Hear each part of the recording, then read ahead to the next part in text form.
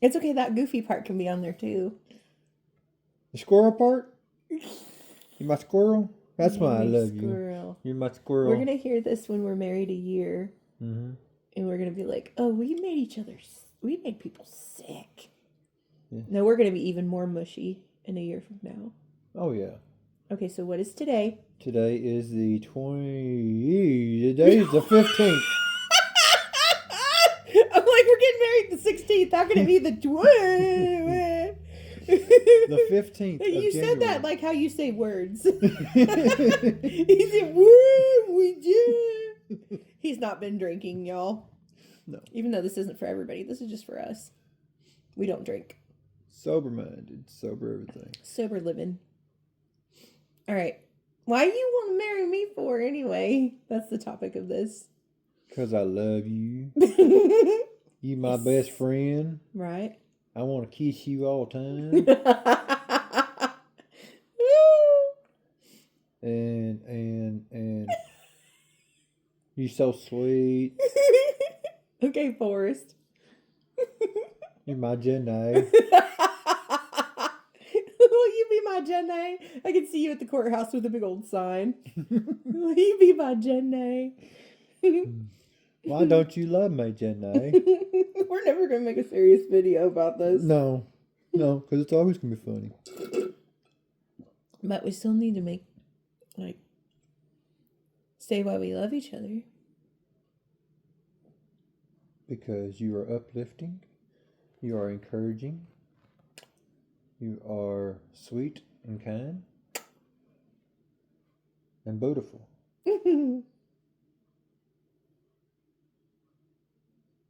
That's it.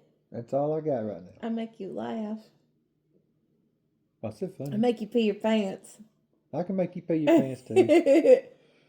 Just by talking about Esau. Yeah.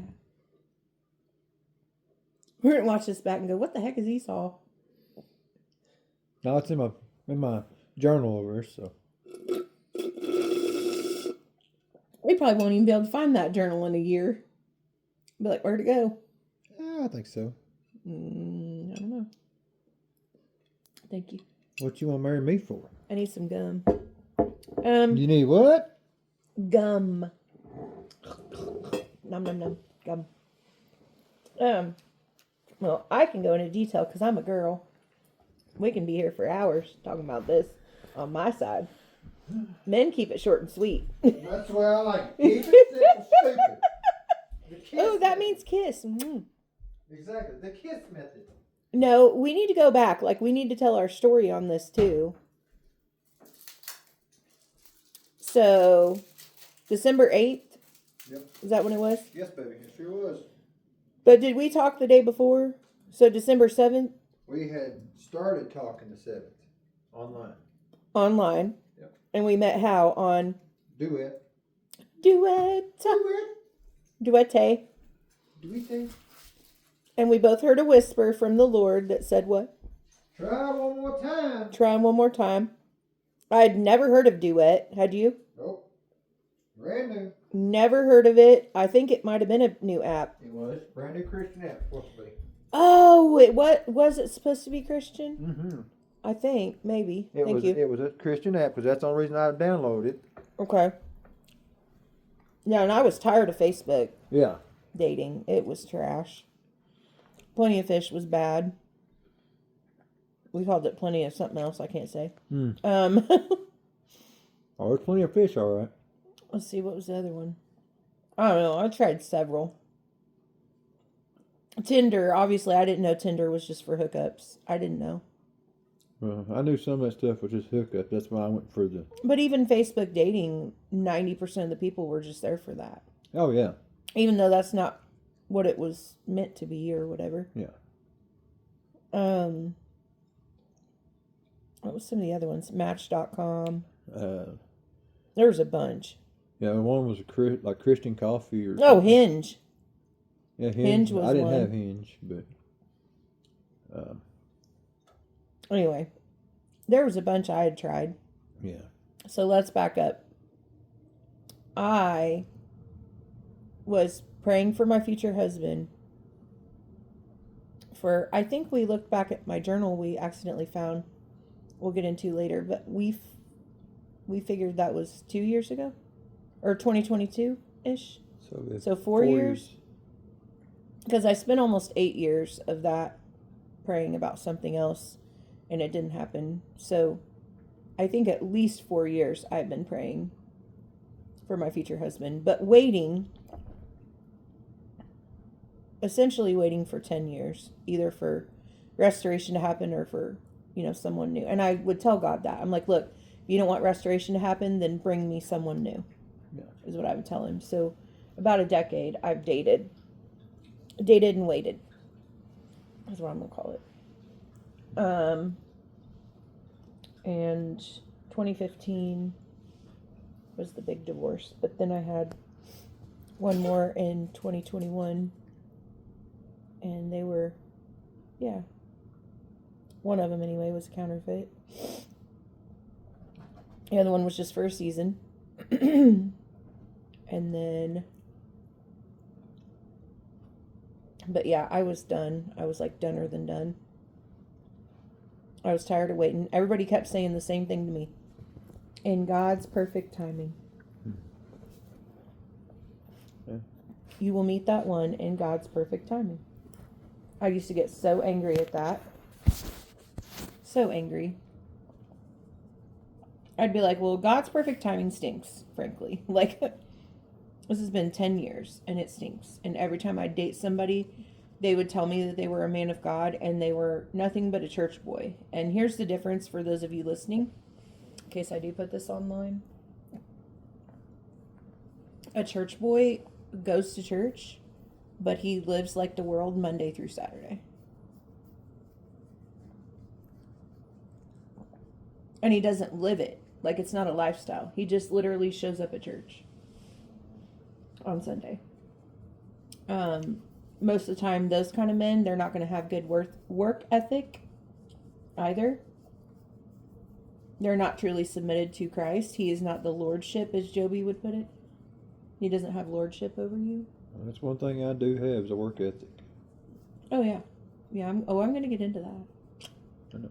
But just for those watching, women, listening, whatever, women, if you are waiting on a man of God, there are so many things you need to check. You need to have a list of standards, and you need to not settle. Never settle. I kept saying that I would never settle, and it sucked. You are going to have some extremely lonely nights, years even, months, whatever it is. The minute you find out that it is not the man of God for you, you need to get out. That's what I did. I might be seeing somebody for 2 weeks. Get out.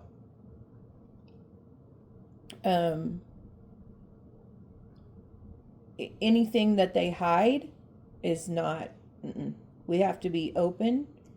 So Michael Todd, he's a pastor on TV. He always says, I'm hot. And it stands for humble, open, and transparent. He's a pastor. And he always says that. Like, he'll even bring up his pornography addiction struggles and things like that. Because he believes in being completely humble, open, and transparent about anything he's gone through. Because if we can give a testimony to someone else about what we've been through, it can help set them free. If you hear a pastor say that, oh, I had a problem with pornography, it makes you go, you can... They're human. You can breathe and go, oh my gosh, even a pastor struggled with this? Mm-hmm.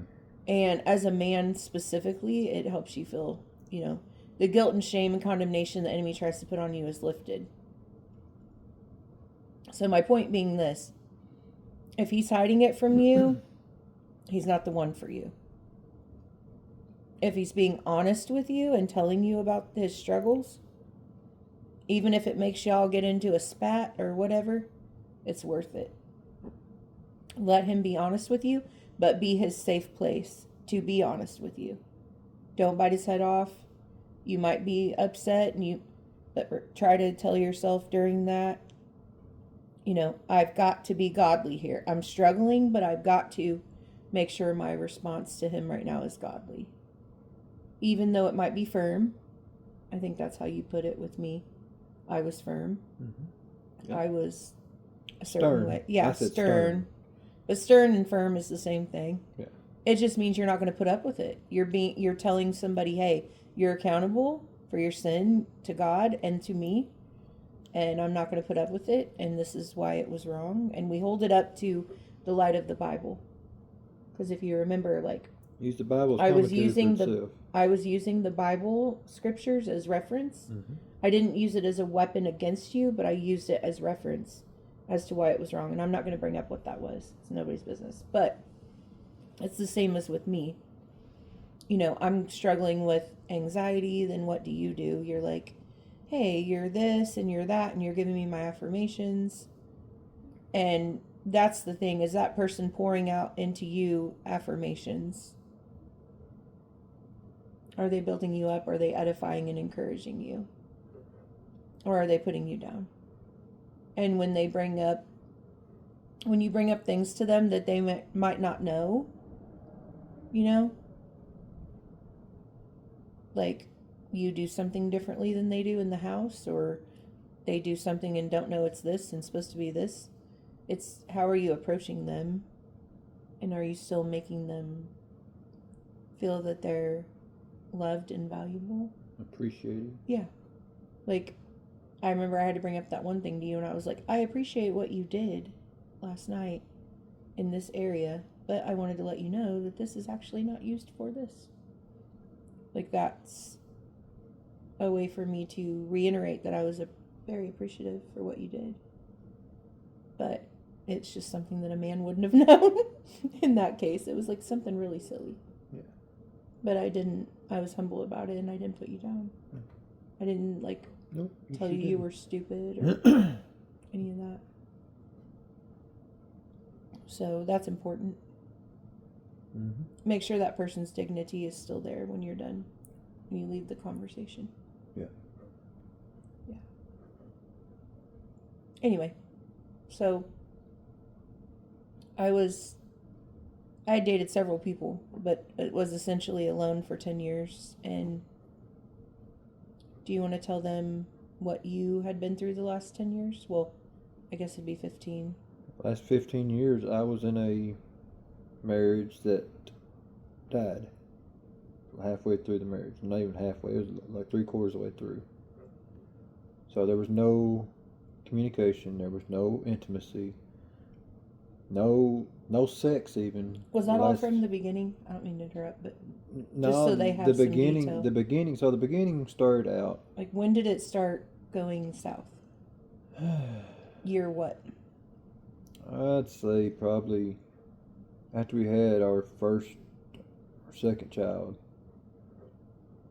It was 8. So It was 8, so that'd be 2016-ish, 2017. That's when it started going downhill. So about 9 years of downhill. Yeah. Wow. Of course, it wasn't the greatest to begin with because we, like I say, we didn't have the communication skills. Mm-hmm. We didn't have. All we had was the physical, and I'm going to work. I'll see you later. And you both weren't, like, remind them, you both weren't believers. No, I'm non-believer at the time. Right. Non-believer. Yeah. So, and then after that, she got real sick with lupus. Around 2000, she had gastric sleeve surgery in 2020, and then 21 she had our third child, and then she got lupus after that. She got real sick, lost a bunch of weight, went from being able to get around just fine to barely getting around to bedridden within a year and a half, 2 years. And this last year, I was saved and was praying for my wife at that time. Oh, yeah, that's a funny story. Yeah.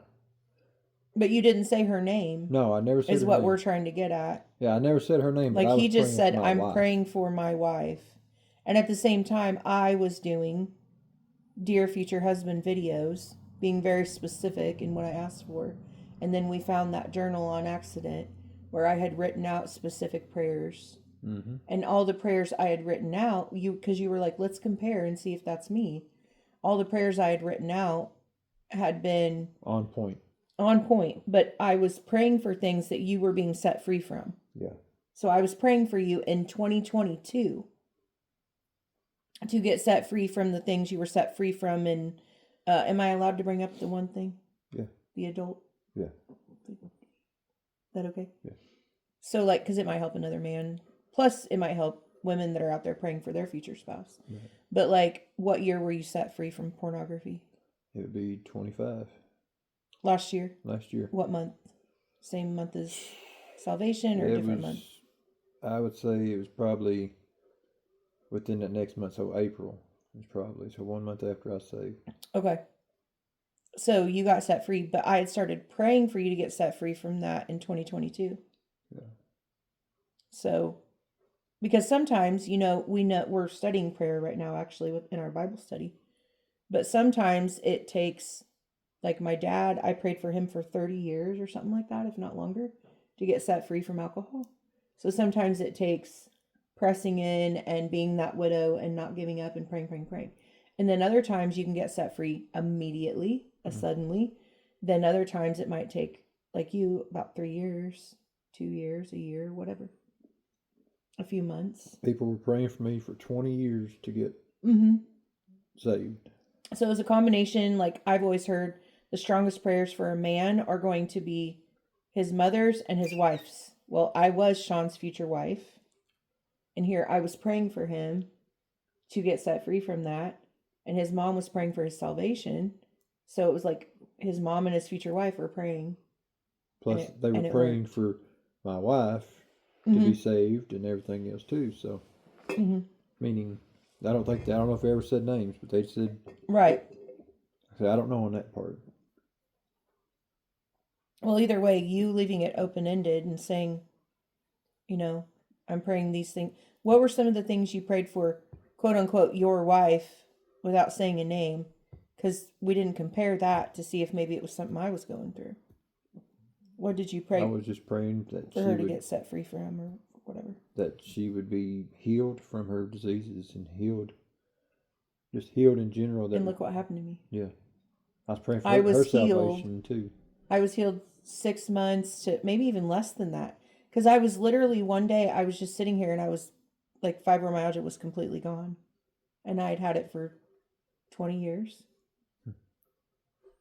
And I'm literally, and I kept asking my mom, my mom, like when I went to that revival that brought me to the church I'm at now, the guy's name was Josiah, that was the leader of the revival. And he said, there's going to be a change so big in you that your family members are even going to go, what happened? And I already had that in 2015 when I had my deliverance and my encounter with God. But just in 6 months, and this is in my journal in black and white, I was like, I don't know what's happening, but I am getting sped up for something that's coming. Because all this healing and deliverance is coming out, and then I get physically healed, and I'm like, and I just kept hearing God say, you have to be ready for what I'm bringing you. And I'm like, are you bringing me my husband?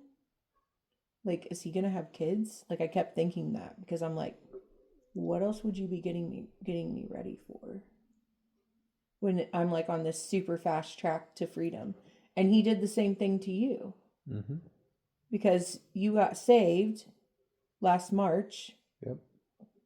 Here it's already, a couple more months, it'll be a year already. Right. But last March you get saved. And then he does a fast forward with you too. Yeah.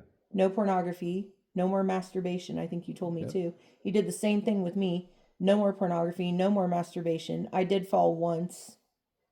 But none. No more of that. Just since we have talked in the last month, it's been a month and 3 weeks now we've been together? Yeah, almost 2 months. So, but we have had stuff come out since we've been talking. Yeah. That we've been delivered from or we've needed to address with God. Right. So, there is a verse in Amos my mom has claimed over me the last 10 years. And it said, things are going to happen, one thing on the heel of another, so fast that your head will spin. Blessing upon blessing is how it's said in the Bible. And that's literally what's happening right now. But just in the last 6 months, and for Sean a year, God has put us on this fast track of not just deliverance and getting us serious about our sanctification and holiness and all that. But he has also made our, like for Sean, his wisdom and his discernment and his stature just in a year has changed, because people used to tell you at your old church, which by the way, he grew up in religion. He's now learning to be spirit led and have discernment and have true freedom in Christ. And what you're finding is a lot of the teachings were incorrect or were traditional or whatever. However you want to say that. Just religious, period. Yeah. Pharisaical. That's what we say. Pharisaical. Pharisees. Mm-hmm. And now you're finding that freedom in Christ. And it's like, I don't see you sitting there going like you used to. No. In your word as much. Like you're in your word more than ever, but you're not over analyzing every single thing that's said out of somebody's mouth. Right. You're just like,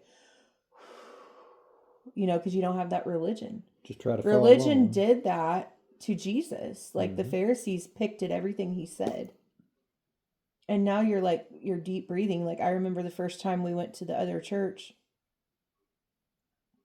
I saw you raise your hand in worship, and I was like, whoa. Because you had just told me, not even a week before, I think it was, you're like, I don't do that. I don't do all that. And when I saw that, I was like, because I had prayed, I was like, God, let this church show him freedom in Christ and the spirit-led part and not religion. And when you raised your hand, I was like, that's it. Like God answered my prayer that day. I felt the spirit in that church too. Yeah. I hope you feel it in mine. I've only been one time, so I mean. Yeah. But did you feel it there? I could tell that it was there. Yeah. Well, and I love the one that we went to there with you, but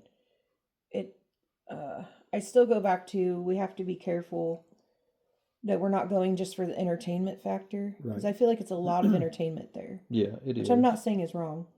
But it's that fine edge. Mm-hmm. Now ours, Well, that day they we went was entertainment because it no, was, I don't even mean the guy. Oh, okay. I meant just the church itself. So like it's an Opry. So what you have to be careful is an Opry is meant for entertainment. Mm-hmm. And they focus a lot on having good music. But again, it goes back to, do you have a good mix of that and a community? Right. Where you can meet in personal Bible studies and things like that. But ours can be worked on. Where I'm at is that, our worship team can improve. We just don't have the right person yet that's leading it. Right. They've been trying to get to that. But it's okay. And ours, like Pastor Mark said, he wants that men's group. Mm-hmm. He wants to form that. He just needs another man to step up, he said, because he's doing so much. And I kind of feel like that's where I'm supposed to be. I know. Yep. I think you and Derek are strong leaders. So, like, I see you and Derek running that, is what I see. Yeah. I see you guys being good friends, though, too. Mm-hmm. So yeah.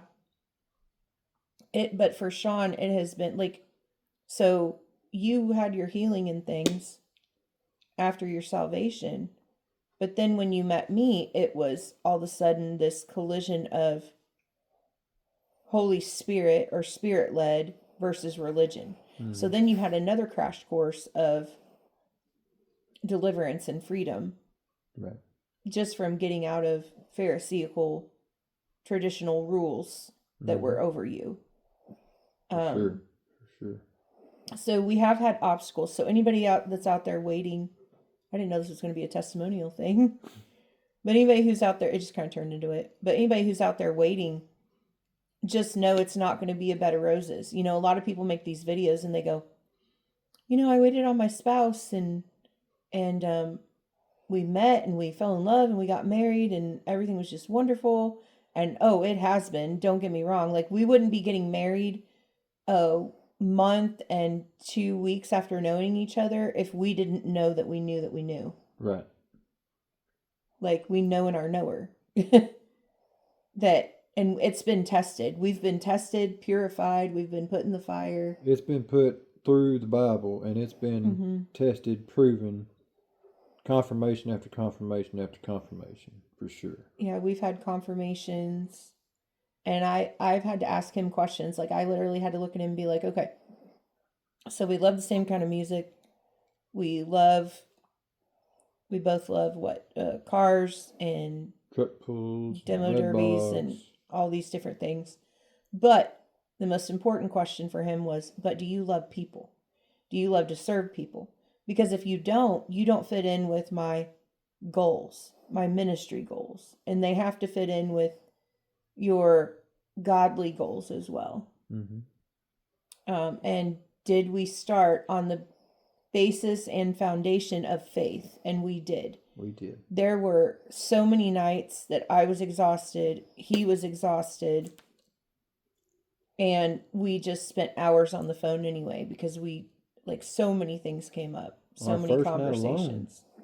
we was on the phone for at least 7 hours, and I just worked 12-hour shift Yeah.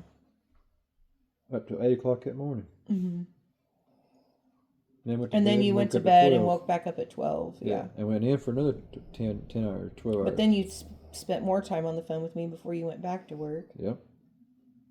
And we were both like, we haven't talked like this to somebody in years. We do that a lot too. I never talked to anybody that long. Oh, really? Never. I definitely hadn't done it in years. But the conversation was there for sure. Mm-hmm. Sure. The friendship was there, but we started everything in zero, like in purity and in zero sexual contact and or innuendo. There was nothing. We never even said, oh, look how sexy you are. We didn't use the word sexy for like a long time. Mm-mm. Our conversations were about what we liked, but we didn't even talk about what we liked for a long time. We literally talked about Jesus. Right. That's all. And that was it.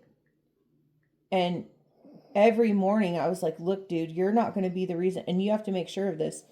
Like, do not let that man be the reason that you're not in your Bible. Even if he calls you 4 o'clock in the morning, you need to be like, have you been in your Bible? And he needs to be checking you. Have you been in your word? You become each other's accountability partner while you're not together. Yeah.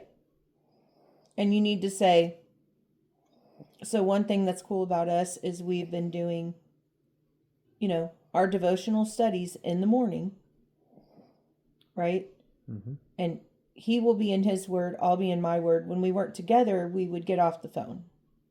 I'd be like, okay, you go spend time with God. I'm going to go spend time with God. We're going to read the Bible. When we get done, we're going to call each other back. Yep. We might text each other first or whatever and say, are you ready? Are you finished? Yeah, okay. Then we call each other, right? Right. And we talked about what we had just read. We shared. You would share out of your journal. I would share out of mine. And y'all, this is another big, huge thing where you guys will know that you are confirmed to be together, is what you share will be the same thing. Over half our things, all the time turn around with matching. It was probably close to 90%. 90%, yeah. If not closer. We will have been in the same word. Even if we weren't in the same chapter verse, it was the exact same subject matter. Mm-hmm. And then the other thing that confirmed this was, I was just getting ready to say it and it left. What was it besides that? It's another major thing. Oh, so, and I think you forgot that God told you that it bothered me, because I think you've done it since. By the way. About the phone. In the bathroom. Oh, yeah. I was like, well, he must have forgot that God told him that. But anyway, I didn't ever complain or bring it up. About that night, that one night, right? That one day you're talking about. And Yeah, but I'm saying like you must have forgot that God told you that because I've seen you bring it in there since. So I'm like, but I never said anything. Didn't even think about it. Oh, did it bother me? Or that God told you? I didn't think that it would still bother you. I thought we had that all figured out, baby. We did. That God told you that it bothered me. True. And then I'm like, but he's still doing it. Okay, I don't know. But anyway, so anyway, what I was saying is that like our prayers started matching up after that. Mm-hmm. He was, we'll tell them about you and the coal mine and that part. So like talking about whenever I be like 12 miles. I mean, just like that you were a miner and what that did to your family and so working like 4 years in the coal coming out of it. mines, being gone, driving an hour and 10 minutes one way alone, so over 2.5 hours a day driving, then working 10 to 12 hours a day, 13 by the time you figure taking a shower and drive and getting out of there. But so 14 to 16 hours a day I was gone. No time for my kids hardly. Working swing shifts, 2 weeks days, 2 weeks of nights. No time spent with the kids hardly. No family time. I have 2 days to try to cram everything I need to do in. To go to the bank, to go pay bills on Saturday while stuff was open, and then Sunday going to church and have time to do nothing with the kids. It got to a point where I just couldn't do it anymore. Mm-hmm. Had to get out of there. Had to find a different. I was told I had to get out too because God said you need to get out. You were going to get hurt. Something's going to happen. Yep. And today it was funny. My client, she brought that up. So she has a niece that's a coal miner. She's always worked mill roll jobs because of the pay. Mm-hmm. She was in coal mining for the pay. She literally was in the mine when her coworker got crushed and killed. She has survivor regret to this day about it. I forgot to tell you this. Mm-hmm.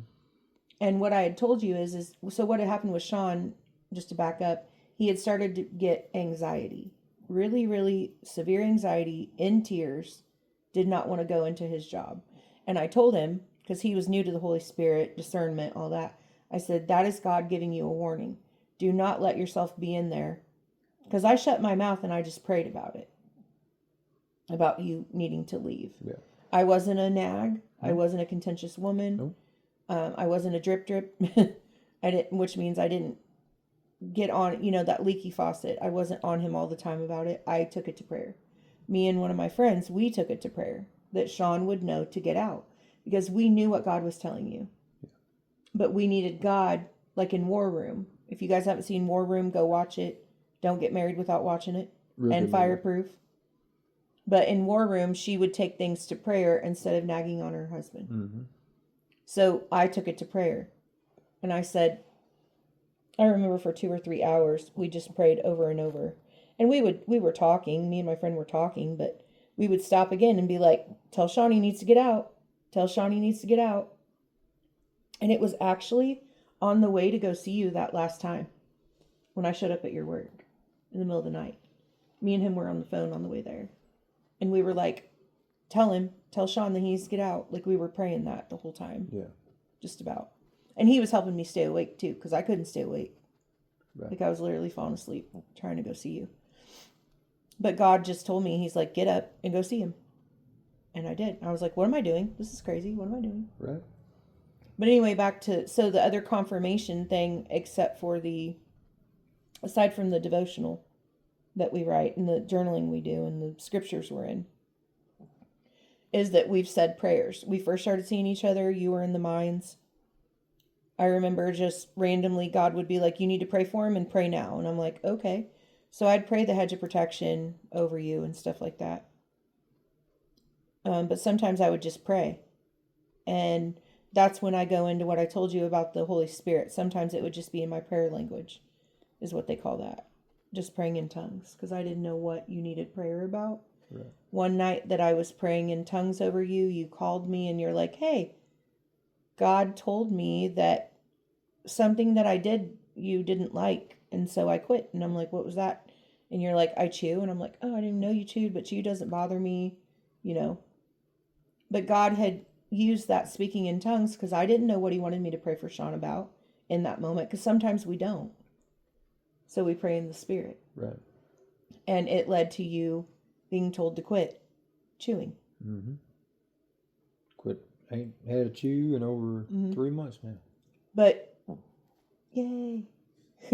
Congratulations, Hercules. But one of the things that God was doing with you underground was having you pray for me. Yeah, I was praying for you, just randomly felt like I didn't Right. stop and pray. And when I had time, Mm-hmm. I was trying to be a light for them people and boys down there. Yeah, and that's the other thing that got me is he would come up and tell me about witnessing to the first thing he wanted to tell me was about witnessing to the guys at work. And one other thing that made me know I was safe with him and I could trust him was he went out to eat with the boys from work after a funeral. And they were all drinking, and when he calls me, he tells me about how he was witnessing and preaching to all of them about the dangers of alcohol and getting drunk and things like that. And I was just like, whoa. Because every single time I tried to date somebody, it would come out that even though they were in church, they were hiding their drunkenness and their alcoholism, or they were hiding this sin, this major sin, or this, or whatever. Well, even just smelling that alcohol made me sick that day. Mm-hmm. Right. Like Sean was drinking, the other Sean was drinking tequila, or something like that. Yeah. And I just took a whiff of it, and it's like, made me sick. And that's how you know that you're set free from it too. Because there would have been a time in the, where somebody broke out the margaritas, and I'm like, heck yeah, I'm joining. So back in the day when somebody broke out the whiskey or bourbon, yeah, I was ready. Right. Not anymore. Can't stand the smell of it. Yeah, it just, sin that you're delivered from will now make you sick. We all have a proclivity, which that word means we have a temptation to go back to the same sin. Like the devil's going to tempt you with the same thing. But we just read in Genesis the other day that he told Cain, you need to rule over it. You need to rule over your own sin. It's like I think Peter it's Paul said, says to flee. Flee sexual immorality. Wasn't that As Paul. Paul? And then yeah. Peter, he says to be watchful, stand guard, watch out for the devil roars or moves around like a roaring lion, seeking to devour whoever he can find. And Joseph, when he was taken from the prison to the palace in Potiphar's house and he was made in charge of everything, he had Potiphar's wife come after him. And when she started to try to get sex from him, he ran. He ran so fast that he ripped that coat of many colors, ripped it. And she tried to say that he raped her. So you have to literally, and that's a lot of the things that Jesus has brought out with us in our relationship. It has been the most fast-forwarded counseling in a month and 2 weeks that I've ever had. Yeah. It's like, oh no. Because marriage is a mirror. We need to make sure people know this too. Marriage is a mirror. If you look at me, because how did Joby say it? And we've heard other people say it. If you look at me and my countenance is low, you know something you've done is not right. Yeah, or vice versa. I know if you have tears in your eyes. Now, it's not always going to be that person's fault though either. Because like with you, even though I've talked to you sometimes nicely about things, you were in such a, I'm just going to say abusive. Like she was abusive to you. Not physically, but It doesn't mentally. matter though. Right. Mental is worse. Yeah, I was just saying. Mentally. I've been through emotional abuse and it's worse. But you were also in emotional neglect. You were in physical neglect. Mm-hmm. You were in abuse, period. That's called abuse. Yeah. And men can be abused, and men listening, they need to know that too. But you were in such a neglectful, abusive, lackluster. She had the Jezebel spirit. Right. For sure. Right. And you were Ahab. Yes, I was. But there was nothing in that marriage. Like you said at the beginning, you were dead. It was a dead marriage. Mm-hmm. And that is something that we're both going to have to work on for a long time. Because I didn't let the people know that I was in abuse for years. So you were in that and I was in that. And so when we make mistakes, we default back. Well, we default back to blame, shame, guilt, condemnation, blaming ourselves, because those people took it out on us. We could never do anything right. Yeah. So I have this level of perfection I'm always trying to meet, which brings me anxiety because those people always expected this out of me that I could never obtain. Jesus never meant for us to obtain that. But humans will sometimes do that. But specifically, if they do what did you say, your girlfriends in the past and your, I guess you would say your deceased wife, because she is, that they would see you as what? Just That a you were all a paycheck. paycheck. Paycheck and Yeah. just the provider. Right. So you brought home the food for them and you gave them whatever they wanted, literally. Yeah. And that was it. I mean, your wife, you bought her a car, you bought her the newest cell phone, all these things. Yep. But there was no respect, and a man needs respect. A man needs respect and a woman needs love. Mm-hmm. But you feel love through respect. Right. You need love too, but you feel that through respect. Right. That's just how Joe B would say it. No, I mean, Yeah. I told you that before. Right. Before we even heard him say it. Yeah. Because I read it years ago. It was in a book that I read. But yeah, so the prayers are that second huge confirmation for us that started to work. One day we were somewhere and I was reading my Bible and you had went into the restroom and because of something that my ex-husband had done, I had heard the voice of the enemy when you went into the restroom. You had your cell phone with you. And I heard the voice of the enemy say, he's in there doing this and doing that and looking at this and talking to this, these kind of people and all that. And I was like, well, I don't want to be that contentious person. So I'm just going to pray, and I'm not going to bring this up to him. I'm just going to pray about it. And I prayed about it. And you came out of the bathroom and what did you say to me? And I didn't pray out loud. I prayed to myself. So you didn't know I prayed. And when you came out of the bathroom, what did you say to me? I told you God told me that you was upset because I took my phone in the bathroom. Mm-hmm. And I never said anything. Not a word. To you about that. So when you have a connection, God's going to confirm it in these ways, is what I'm trying to tell people that are listening. And you're going to have people say it's too soon, like especially if you're a widow or a widower out there that's listening, you're going to have opinions thrown in about how it's too soon for you to move on. Oh, we've done had that too. Mm-hmm. That's been one of our fights too. You're going to have well, not our fight. Not our fight. It was a fight. We haven't fought about us. it, but there's going to be opinions though of people also looking at you and being like, it's only been a month, or it's only been a month and a half. But when we were both in dead situations for 10 years, there is when and you have these confirmations, there's no, like, you can't. We tried to stay away from each other. We didn't break up, but we tried to be apart, and no, that wouldn't happen. It couldn't. It couldn't, because God did this. And what God joins together, what's the word say? No man can tear apart. Mm-hmm. No job, no nothing. And a lot of people think that money and a job and the benefits that the world has said you need, the white picket fence idea, you have to have so much money, you have to have the perfect house and the perfect size body and, work out and do all these things to be perfect. That's the American dream, but they've sold you a lie. They want you to be in debt to get all these things. The only way you can get that in the American way is to have good credit and be perfect and do all these right things.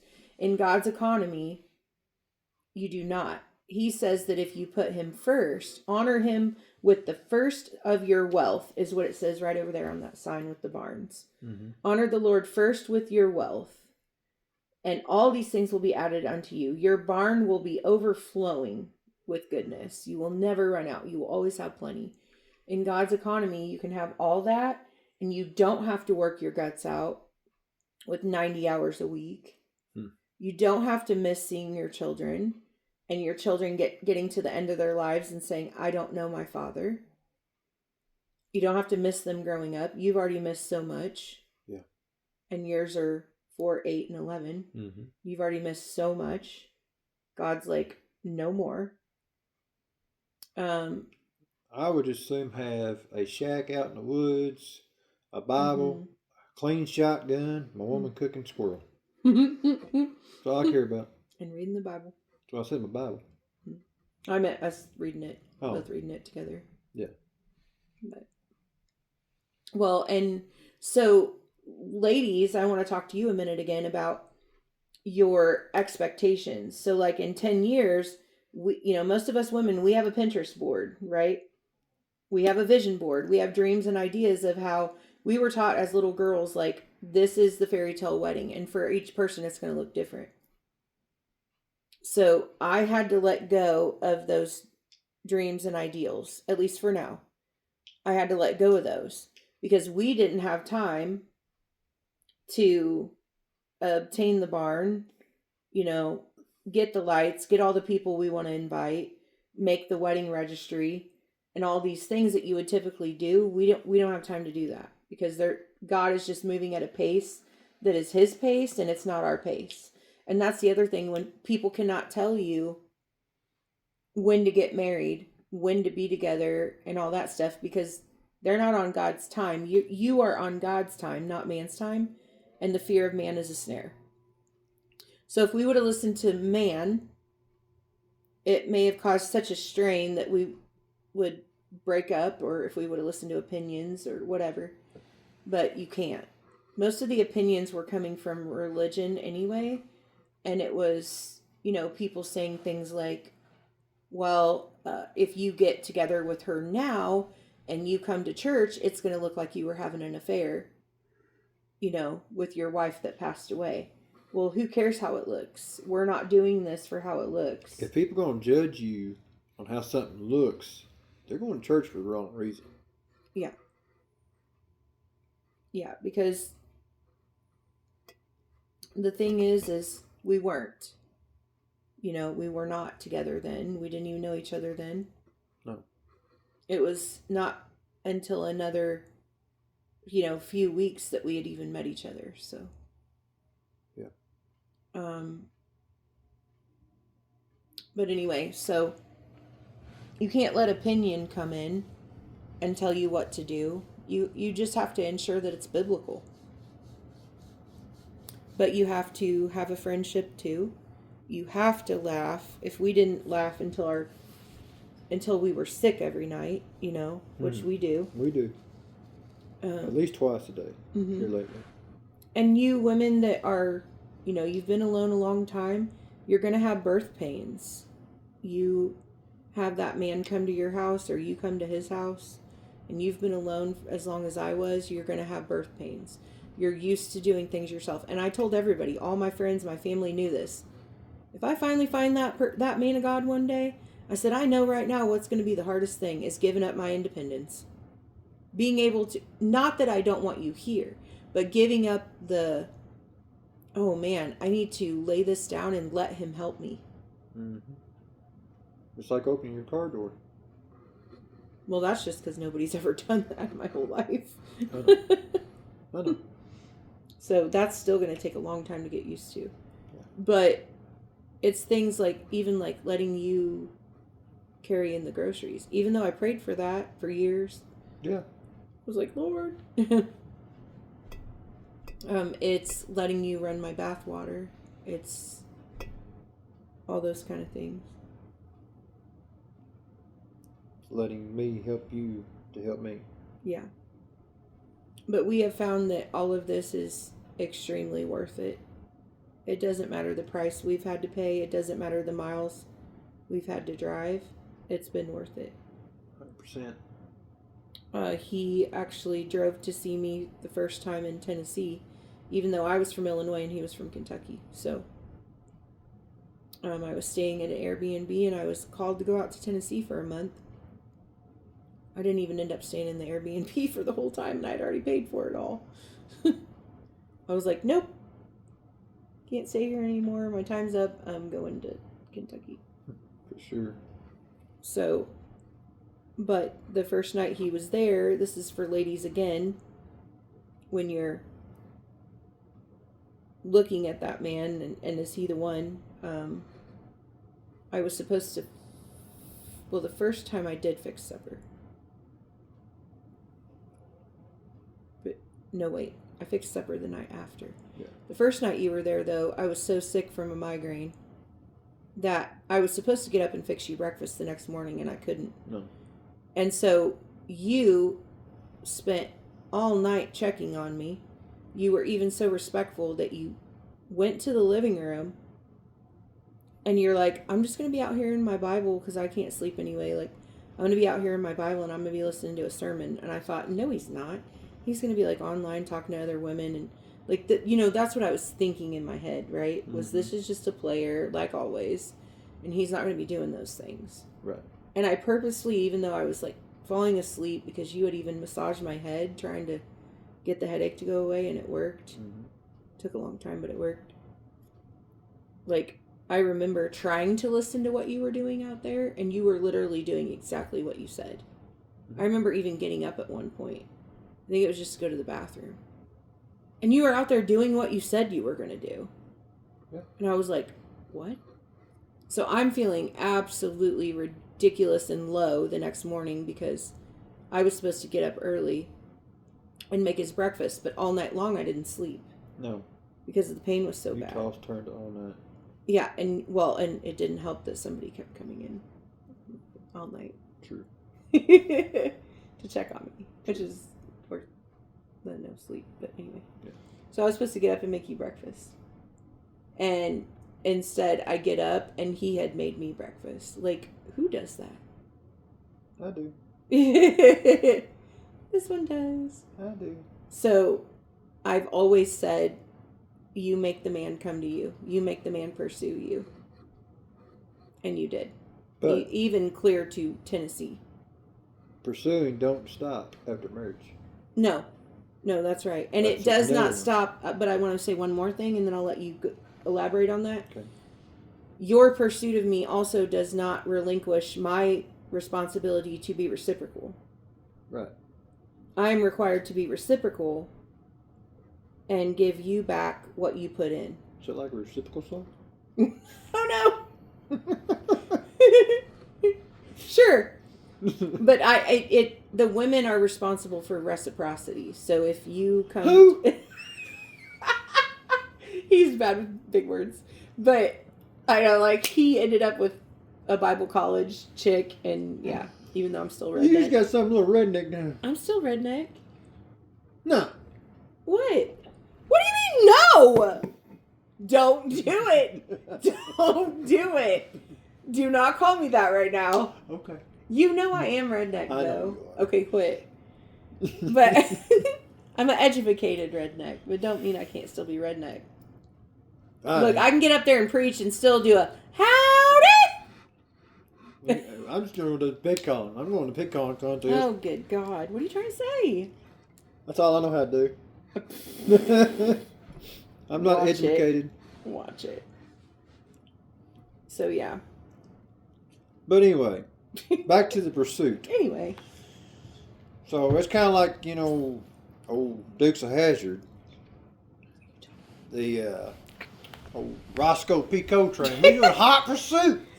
So every hot pursuit better stay in pursuit. So you're telling them about pursuit after the marriage? Yeah, that's where I was going with that. Okay. After you're married, 10 years down the road, you better still be in hot pursuit like Roscoe was. Yeah, and we should be doing what? Remember, like, we should always be trying to obtain our PhD. Like, Yeah, you're always learning. our doctorate. Yeah, you're always learning, never settling. Never settling for... Like, you're never love. going to say, I know my spouse. You never know her. You don't know her.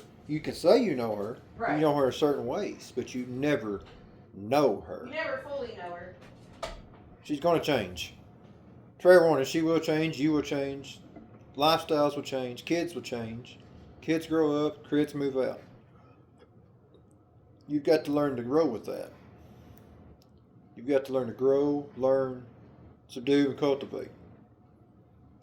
It's like farming. You have to turn that soil every year. So once a year, on your anniversary, you need to take her out and just ask her questions. Write down the question if you have to. If you're uneducated, look it up. Just look it up and find you questions to ask her on your date night on your anniversary. Take her somewhere nice. Don't take her to McDonald's. Don't take her to Dairy Queen. Take her somewhere nice. I want to point out, are you done? And throughout your marriage, make sure you take her on date nights in general, not just Yeah.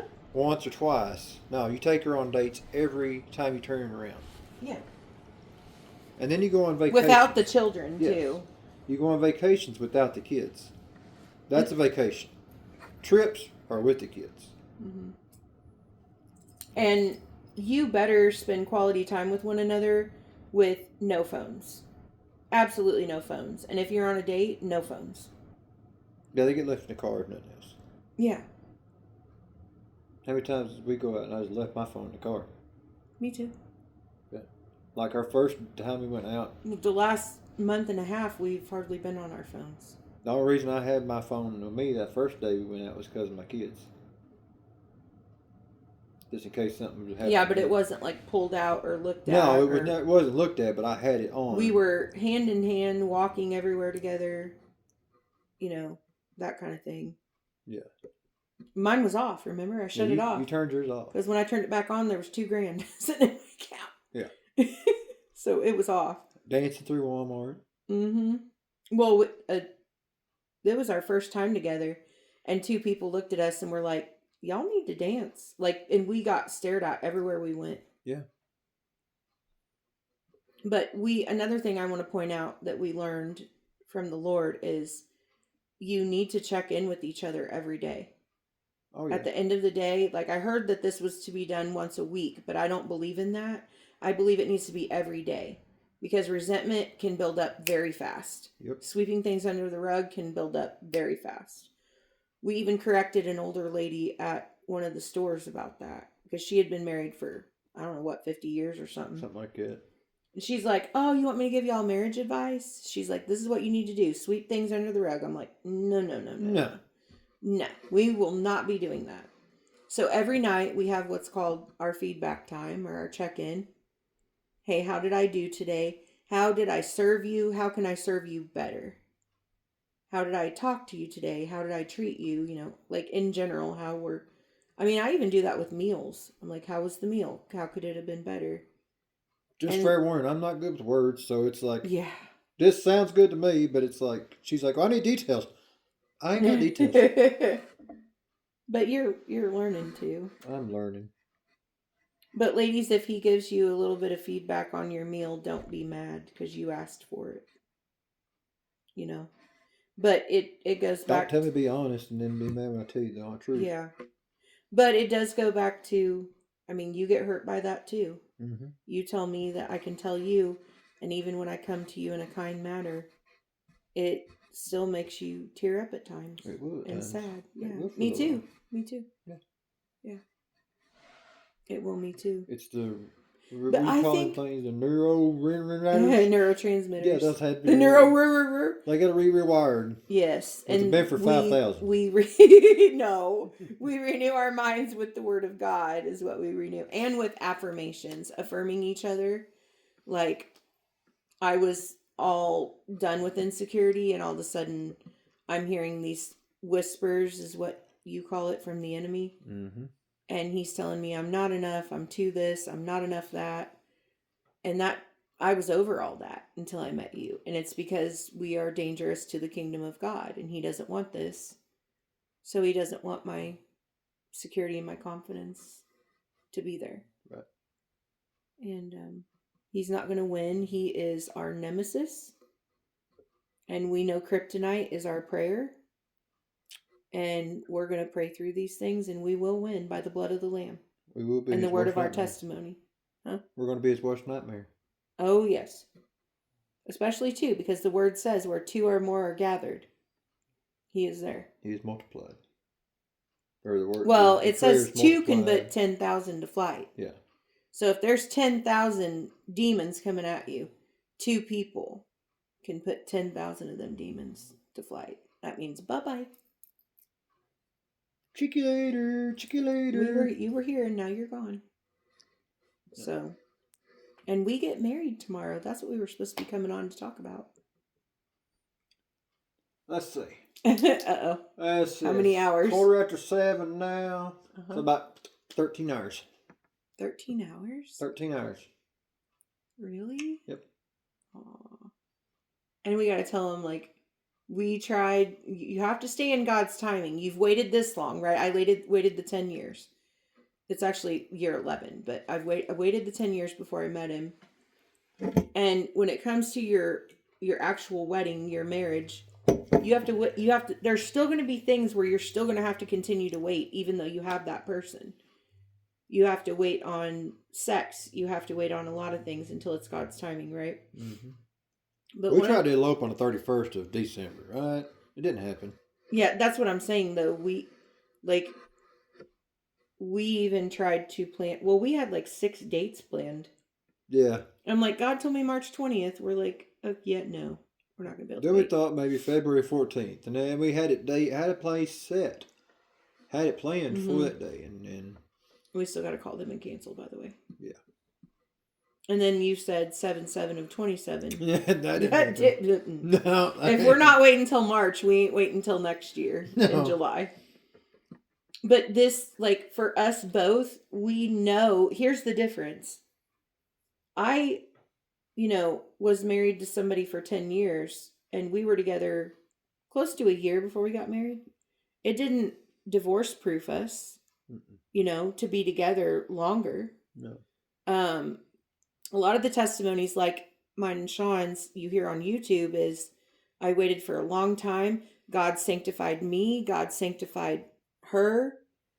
And when we got together, when we got together, we were married in a month, 2 months, whatever it is. I mean, that's all the testimonies are the same as ours. And when you've had a dead marriage or you've been alone for 10 years, why would you want to wait? Like, we were both alone, technically. Mm-hmm. A lot of times when you're with somebody that makes you feel alone, you feel more alone than when you're alone. Vouch for that. And I can too, because my last marriage made me feel alone. So I was the caretaker in my marriage there at the end, plus trying to work, plus trying to take care of her kids, house, clean, cook, sleep somewhere in there, and go to work. But we wasted all those years, so what's the point of wasting anymore? No point. There's none. We couldn't find a biblical answer. Everything was confirmation. We could not find a biblical answer that said, thou must wait, other than, God's perfect. But we waited on that already. Right. But you will also have people come in and try to tell you to leave the person, when hard things come up. Mm-hmm. I had that happen to me, where somebody was like, just go, get an Uber, go, leave. And, if I would have, it would have been devastating, because especially now that I've stayed, now that we consistently work things out and take it to the Father. But anyway, I want to go back to birthing pains or growing pains. Just because God put you together does not mean you're not going to have birthing pains or growing pains. There are going to be things that you two are going to have to learn about routines, living together, all these different things that are new, that are not wrong, and you're not to blame.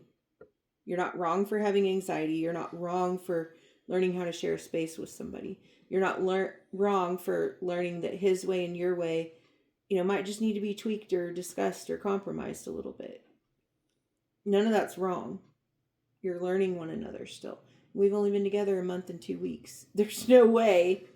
Most people don't get to this point of marriage by now. No. So there's no way that we're not going to have something creep up or something come up that says, whoa, whoa, whoa,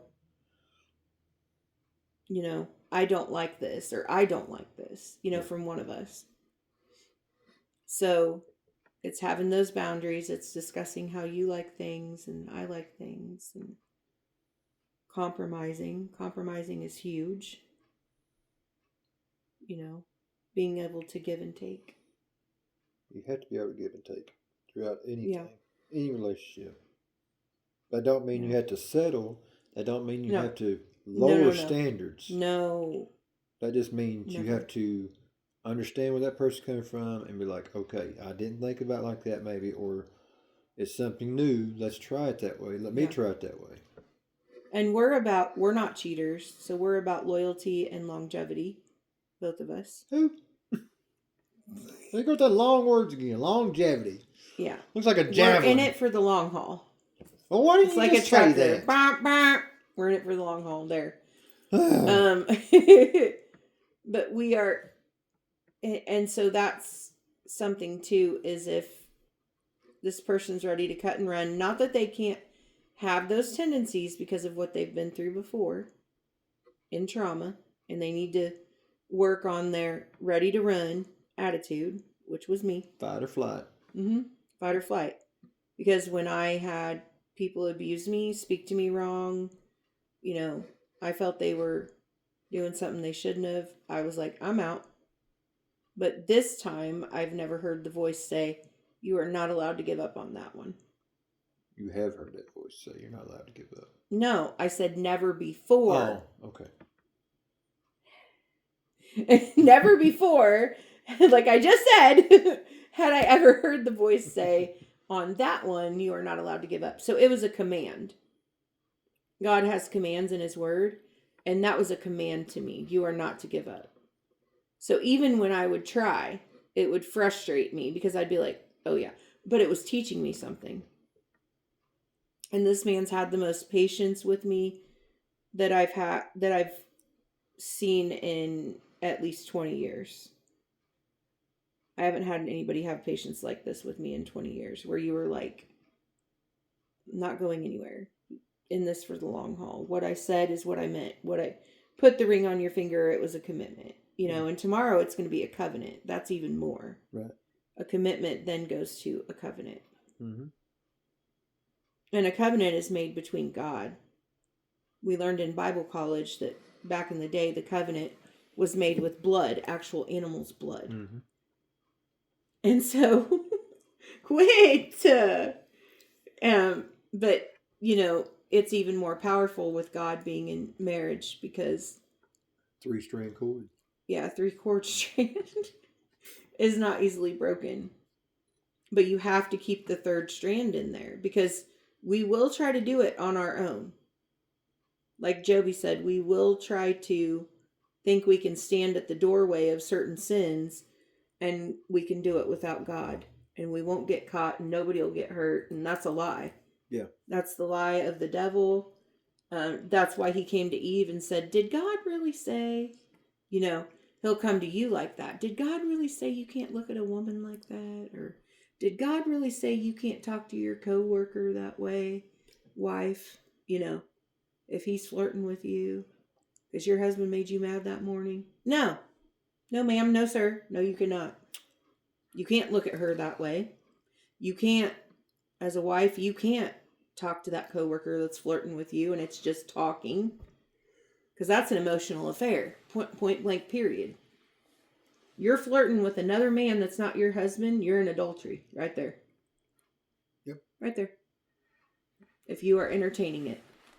And instead, it was Joby, I believe, that said it.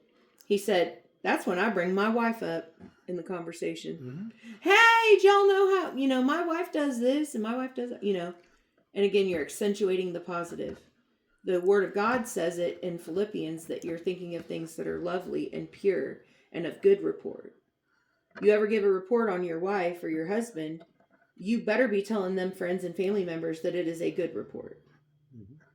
Because we all have flaws. But if you start telling them the flaws, they're going to give you unbiblical advice Even if they're believers, they're going to give you a advice that the Holy Spirit did not tell you to do. And they're going to say, well, you know, you have the right, according to God's word, to do this. Yeah, no. What has God told you to do? It's just like if you got different sects in the church, never give them your number. Oh, yeah, I was going to bring that up. Yeah. Because I told Sean about a book that me and my ex-husband read called Hedges. And it was about protecting your marriage. So instance would be this. First of all, always pray over your marriage every day. Prayer strategy. Your children, your family members, the lost, all that, church, pastor. But hedges in your marriage is where you do not allow anything to penetrate. It's like an invisible force field. You don't allow anything to penetrate that. That could be an open door to the devil. So we just talked about one, a guy flirting with me at work. What am I going to do? First of all, I'm going to shut it down and say that I have a husband and I'm a godly woman and I would never. Secondly, I'm going to do what? What would you want me to do next as a husband? Walk away. Well, yeah, but after all Kick that. him in the... No! What would you do after those three things then? Like later that night when I come home. Well, we talk about it. But you would want to be what? Told about it. You don't want me to hide it and put it in my pocket. No. That's how it grows. Because then if you make me mad that night, I go, oh, but wait, old Bob at work, man, he really laid it on, you know, trying to give me the pipe dream. That old man at work? No, not old. Just because his name's Bob don't mean he's old. But that man at work, you know, was telling me how beautiful my hair was, and you hadn't told me that for 6 months. So but the next thing you would want me to do is to tell you that I was flirted with. Right. Then you would want to know, or I would want to know, what did you do about that? Right. Like, it shouldn't end with, oh, I got flirted with at work today. Okay, but what did you do about it? Did you make it clear, I have a spouse? Did you make it clear, you know, please don't do that or whatever? Right. And we read in that book, I don't remember which book that was, that even if you have to quit a job. Circle maker. Maybe, yeah. Even if you have to quit a job and walk away to save your marriage, then that's what you're going to have to do. Because no open door to the enemy is worth it. None. That's like the other night at church, Bible study. Oh, yeah, that's what I was getting to. When the lady was getting her they were creating a group text. A group text. For our Bible study on Fervent. Yeah, and they asked if they wanted my number on there, and I said no. And at first I was like, rude? Because the way he said it, he goes, no. And I'm like, rude? Because it was the way you came about it. And I missed this one. And I usually don't miss those things. Because in hedges, what I was getting ready to tell them is, in hedges, praying hedges around your marriage are and keeping hedges around your marriage are things like, you don't let the opposite sex, even if it's a church family member, get in that car without your wife. If Kendra was like, hey, Derek's sick, can you take me home? You're like, nope. Not without Ashley in the car. Now, if I'm in the car, yeah. But guess what? She sits in the back seat. I'm the one that sits next to you. You know? That way there's not even any... But we have to make it clear. Oh, okay. Even though you know that, we have to make it clear. Because some women... No, Kendra, if you watch this, I'm not talking about you. Some women with the Jezebel spirit, or if they're not happy with Derek at home, or whoever the person's name is, they can take that opportunity to sit next to the husband in the front seat, you know, maybe rub his thigh and the wife's in the back and doesn't see it, or whatever it is. We eliminate any of that by just saying no woman of the opposite sex. I don't care if it's 90-year-old Wanda. Nobody is sitting next to my husband in the front seat. Nobody. You're not doing it. And it's the same as if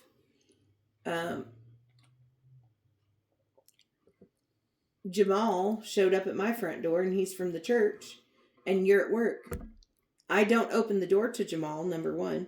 No. I don't let Jamal in to talk about church. Nope. I do not even talk to him, period. Not even long enough to open the door and say, hey, so-and-so's not home. I'm not supposed to let you in. No, you don't engage. You don't entertain it, period. You open that door and that's it. then you've let it in, the opportunity in. You leave that door shut, even if you peek out the window, which we got cameras, thank God. I pick up the camera, I see it's Jamal from church. I don't open that door. Period. Not even to talk to him. If they want to have business with me, church business even, they can wait until you're home and we can talk to Jamal. Mm-hmm. Period. But you don't even open the door to say, hey, Jamal, what's up? Not without my husband. And it's the same with you if you were here and somebody came to the door. Oh, that's so-and-so from church. I don't care if it's Karen and she's 50 years old. No. Mm-mm. Maybe you're not attracted to the person at all. I don't care. No. You're not letting them in. You're not even going to talk to them at the door. Just act like you know home. Or whatever. I was trying to think of some of the other examples they gave. One is obviously what you said, not letting everybody have access to your number.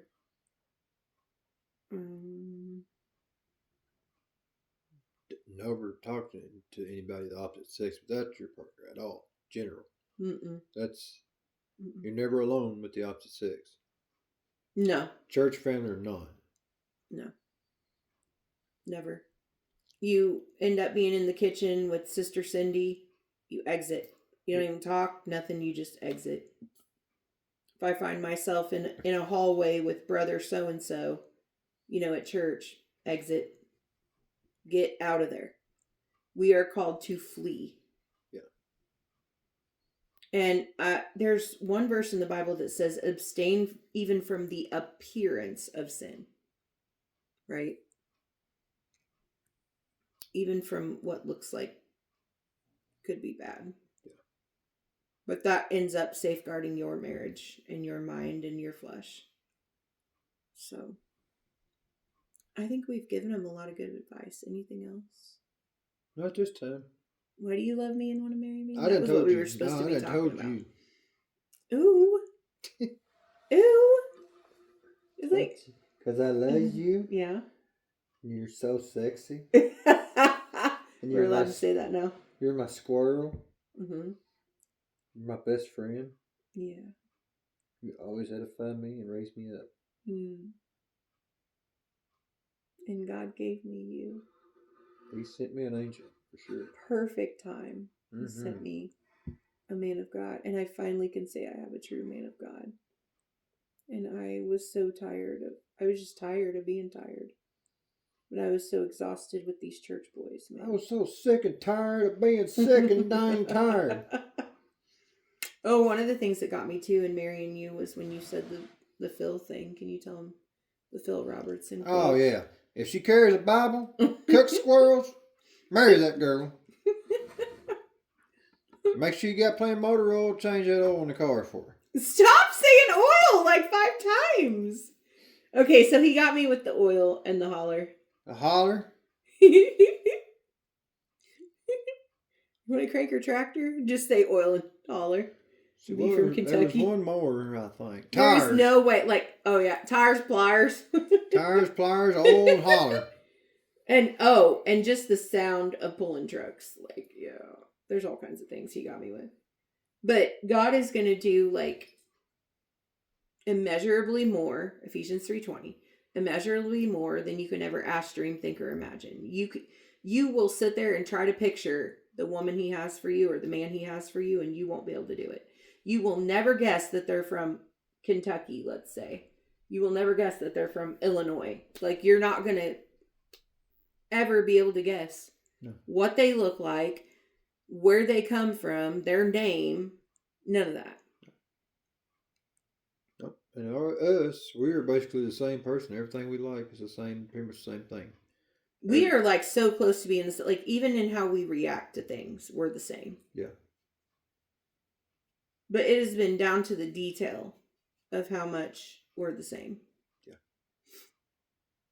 And for the love of God, please, because we are all adults here, please talk to your partner about sex. He's over here laughing. He knew what I was going to say. No, I'm seeing Chris farther. For the love of God! But seriously, the church treats sex like it is faux pas. It's taboo. Yeah, it's taboo. It shouldn't be discussed. And we It's for Work. procreation and recreation. And you should do a lot of recreational activities with your spouse. That's right. But yeah, but talk about those things before as you're dating. You talk about music and movies and, favorite color and all the stupid stuff that doesn't even matter. Sex matters. Aside from God, there's sex. Well, there's intimacy and friendship and sex. Those are all up there. God first. After God. Yeah, after God, there's all those things. God first, intimacy. Sex. Because without intimacy, there will be no sex because the women need the intimacy. Well, friendship Men do intimacy. too. Right. Friendship and intimacy go hand in hand. Yeah. But intimacy is back to what we said, that shutting off the phone, checking in, okay, how was today? How can I serve you better? And intimacy don't just mean between you and your wife. That means between you and God as well. Mm-hmm. Oh, for sure. You're going to need to say that one again for the people in the back. Intimacy is not just you and your wife. It is you, God, and your wife. Yes. God is first. Mm-hmm. But talk about your sexual compatibility as well. The funny thing is looking back, we didn't even have to talk about it. Looking back, because when God does it, it's going to be compatible. But you still should talk about it. You got to be on the same page sexually too. And in talking about that, you're going to find out some things that you've been taught. We need to bring this up. We have to. That have been from pornography that we've seen, from the world, from trauma, sexual abuse encounters. There's going to be things that have to go. Because if your what turns you on in your fantasies do not line up with the Bible, they got to go. Yeah. Because is it worth Jesus coming back? He don't even have to come back. He's with us all the time. Is it worth him saying, I never knew you because look at how you acted in bed. Look at what you were doing. You were portraying violence. You were portraying sexual abuse. Jesus does say in the Bible, I think it's in Matthew, that his Father is the gardener and he will cut things off and he will prune things back. And the one I was thinking about was, if it causes you to sin, cut it off. Yeah, cut off your arm and if it's your eye, well, think about it. Men are very visual creatures, but so are women. But I know men are always been known as that. But either way, if you have seen that in porn, and by the way, that's a soul tie. We need to let people know that too. Pornography is a soul tie, not just your exes. Anyone you've been with sexually is called a soul tie. They are, when they insert themselves into you, when they enter you, or you enter them as the man, you are swapping more than sperm in an egg or secretions of bodily fluids. You are swapping demons. And whatever's inside of you and inside of them will mix and it will transfer. And you will get whatever they have inside of you and vice versa. So there's not just the sexually transmitted diseases, there's the spiritual transmitted demons. There's another STD right there. Yep. Spiritual transmitted demons. Good. So that'll preach. So we've got to have, he's changed his mind on women preaching. No, we've got to have discernment and we've got to get deliverance, period. We have to be delivered from this stuff. Mm-hmm. And we have to get all perversion and soul ties out of our marriage before it starts. And we have to say there are boundaries and rules even in the marital bed that are not desecrated. Yeah. We are not to desecrate the marital bed. It is to stay, the Bible says it is to stay pure and holy and consecrated unto the godly spouses. But he will never bless you in ministry, never bless you with a peaceful home, never bless you with kids that are just outstanding if you are not consecrated, sanctified, and holy even in your marital bed. Look, y'all are going to have to go study and find out biblical things, including Song of Solomon, whatever you have to do. You're going to have to find other things that turn you on because the world's way and pornography and abuse of women and children cannot be in your vocabulary when it comes to sexual fantasies. Amen. It can't. you better get it out. Because another demonic spirit is what takes over. A demonic spirit is what takes over when those soul ties hang on to you from pornography. And you are not set free. That's right. What was it? See you later. Okay. Anything else that we've learned? There's been so much. I know. I had something in my head and I forgot. Oh, if the Father can't trust you with a little, why would He give you a lot? Look at the different talents. The one talent guy. What are you referring to, though, on what we've talked about? Like what you just talking about. Why would He give you that godly man, that godly woman, if He can't trust you with a little? Or like the children you was talking about. If He can't trust you to take care, to be a good steward of that house, that children, that whatever, why can He trust you to give you more? Right. Talk about your ministry and stuff like that. Oh, yeah. Well, that's what I mean. If you don't cut out the sexual perversion we just read the other day, that's what the sexual perversion sin is, what caused God in Genesis to look at His creation and say, I regret even making you. So if we don't think in marriage that sexual perversion is the biggest thing we need to slay and the biggest sin that we need to kill, we are lying to ourselves. Yeah. If we think it's okay to pretend to be an airline stewardess and a customer in an airplane and pretend that we're going to join the Mile High Club together in a sexual fantasy, that is not right, because we are committing adultery in that fantasy. Mm-hmm. And it's wrong. And God said, you are not even to look at a woman lustfully, or you've committed adultery already. So, yep. That would mean those kind of fantasies are wrong. Sanctification and holiness is not always fun, but you are renewing your mind with the Word of God and with the ways of God, and He is teaching you to think differently in your mind. And He gave Eve to Adam out of His own bone of His bone, flesh of His flesh. We are helpmeets, and we were given to help one another. And we weren't given Steve and Steve, or Eve and Betty. We were given Adam and Eve. And He didn't give that one man 6 wives. That was something that, again, that man perverted even in the Bible. And it didn't take long before Solomon, even King Solomon, some of them had 15 wives or hundreds of wives.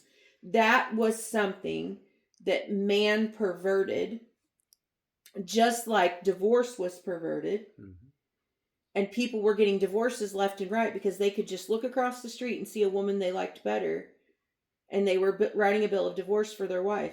That is why Jesus said only in the cases of adultery and your spouse dying. But that's what He said back in that time because of what people were doing. Go ahead. But Solomon had like 70 wives and 100 concubines, horse. Did you say Yankee-bines? Yankee-bines, kankybines, whatever, however it's called. Concubines, whores. He had 100 whores. Yankee-bines. Well, they were a bunch of Yankees. But again, that was some man-made thing. Yeah, God did not give us that many. I was just believing. Ever. God didn't say, oh, here's 500 concubines and 100 wives. No. It says male and female He created. He didn't say He created, 20 females for one man. That was definitely a man-created rule, you can tell. Because men struggle, and I'm not saying women don't, but men struggle so much with lust that you can tell that was a man-made thing. Oh, I'm going to have 100 wives and 500 concubines. And the Mormons still believe that they can have at least 5 wives. I don't remember if it's the Iraqis or who it is, but they believe that if they kill so many people that are non-believers in their Allah, that they're going to get to heaven and have their form of heaven and have a bajillion virgins waiting on them. So it's all a man-made perverted thing of what God meant it to be. And that's why I told you, I said, look, this is going to require some sanctification on both of our parts, and even what we've learned, or even what we've been led to believe is a sexual turn on, a fantasy, a gratification. It can't happen, because we will not be blessed in our, like, that was another thing we had to make sure that our goals and dreams and visions aligned also. We didn't talk about that, but we did. Yeah. Like, God gave you an administrative assistant that's been in customer service and office management for years. You want to have a shop. You can't do both. You needed that. I'm a helpmeet. I'm a easer, whatever that word was. Sure. Remember? $10 word. I don't remember exactly. Yeah, but you know what it was. It was easer. Remember? Yeah. The helpmeet. Yeah. Easer Connecto or Connecto. It's a connecto. Yeah, but it was easer. Oh, easier. Mm-hmm. I My didn't say bad. ether. All right, now we ain't breaking out the ether yet. But anyway, he knows exactly who you need and what you need. It even comes down to, we didn't tell this part of our testimony, and we need to. I was what? Barren at 28. Mm-hmm. You don't need just a babysitter. And I told you that. I was like, I will never just be a babysitter for you. I'm not going to be your maid. I'm not going to be, nothing but equal to you. Right. You are the leader, but I am equal to you in how we are treated. Yeah. And you needed, we might as well just say it. You needed a mother for your children, because you don't want just a stepmom. You don't want just, a babysitter. Mm-hmm. They need a mother that loves them as they were their own. Right. And God knew that. Yeah. He knew you needed an office management person. He knew you needed a mother for your children. A lover. A lover, a best friend. Someone who had the same hobbies. Like, He just threw in the squirrel. what you mean? You said she had to cook squirrel. No, he threw in the squirrel, meaning you're kind of all over the place sometimes, which is fun. Like, you're not. Yeah, I know. We're the same person. Yeah. Mm-hmm. But yeah. Anything else? Nope. No. Nope. We're getting married. Tomorrow. Is it 12 hours yet? Almost. 15 minutes. It'll be 12 hours. So if we talk to ourselves, if we don't listen to this again for a year, and we're gonna say we're thinking about our marriage in a year, what would we want to tell ourselves? I would go ahead. Don't change. Mm-hmm. Don't be stupid. That's exactly what I was gonna say. Is don't change. Don't be stupid, Demi. Where did that come from? I don't know. You plan on being stupid? No, I don't plan on being stupid. We don't ever plan on being stupid, but we're human. Yeah. But what kind of stupidity do you mean? Don't quit opening doors. Don't quit pursuing. Mm-hmm. Don't slack. Don't get comfortable. Never get comfortable. There is one of my favorite songs, and it is secular, but it says, I'm going to love you like I'm going to lose you. Yeah. Don't wait until that person's walking out the door before you give it your all. Yeah. Well, to change or to not give it your all.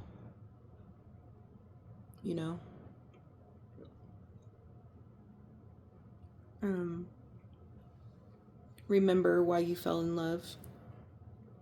Mm-hmm. Remember how long you were in a dead, dry season of a decade or more.